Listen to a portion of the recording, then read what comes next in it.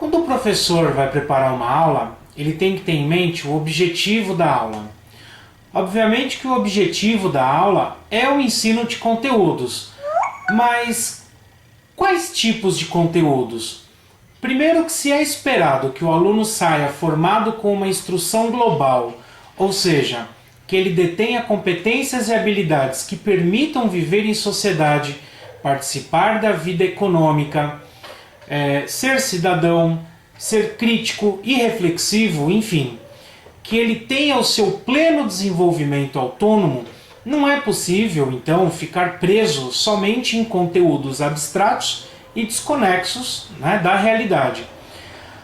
A Unesco, ela orienta para que as aulas sejam norteadas, independentemente da disciplina, da série ou da modalidade de ensino, os 4 pilares da educação. Os 4 pilares da educação são aprender a ser, aprender a fazer, aprender a conviver juntos e aprender a conhecer.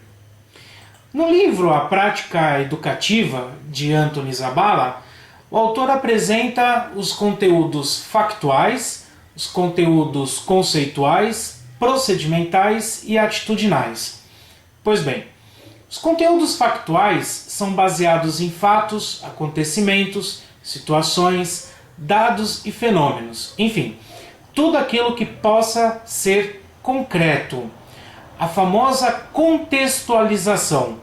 O professor pode introduzir um assunto desejado com um vídeo, com uma música, uma obra de arte, um texto de jornal, um pequeno artigo, um cartoon. E é importante que a contextualização venha acompanhada de uma problematização, pois é ela quem vai apresentar o fio condutor da chamada, para chamar a atenção do aluno para que ocorra então o aprendizado. O conteúdo factual, então, ele vai iniciado, a partir do concreto, a partir de um fato específico, para que aí então o professor possa dar o próximo passo, que é o ensino de conteúdos conceituais e os princípios.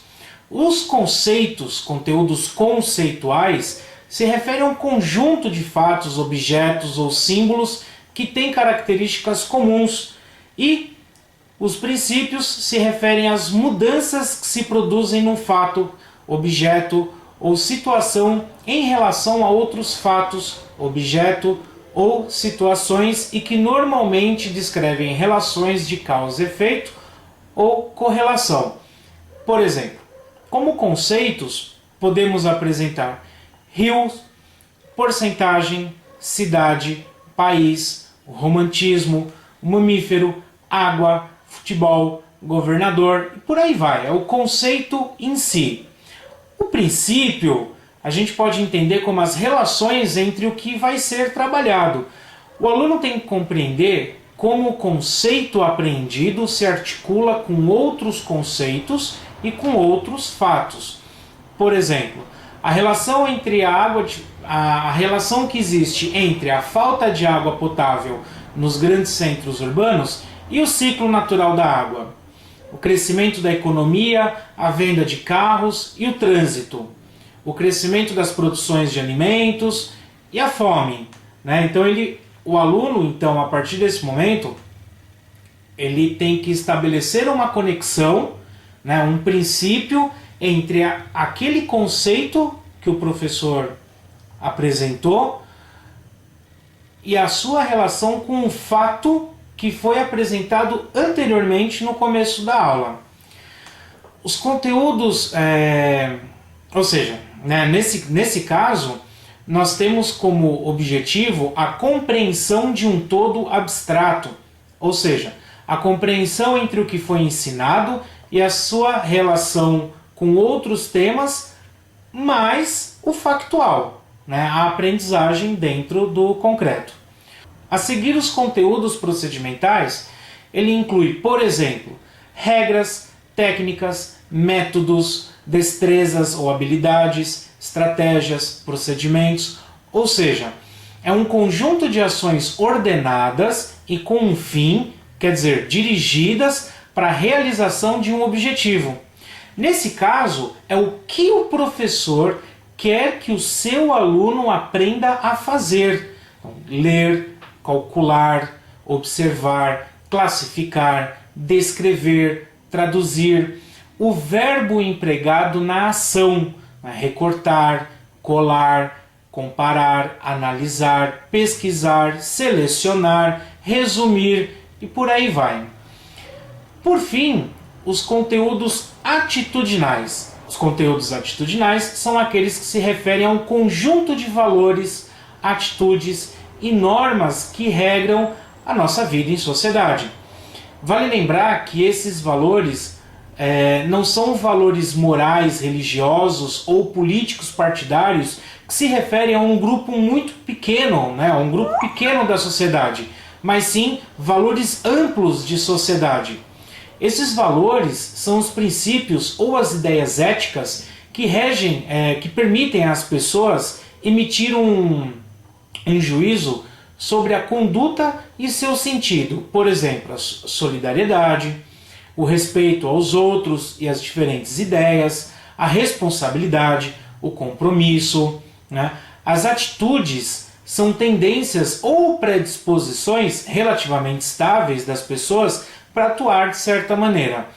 Ou seja, cooperar com o grupo, emitir a sua opinião diante dos demais, respeitar o meio ambiente, ajudar outras pessoas, participar de tarefas.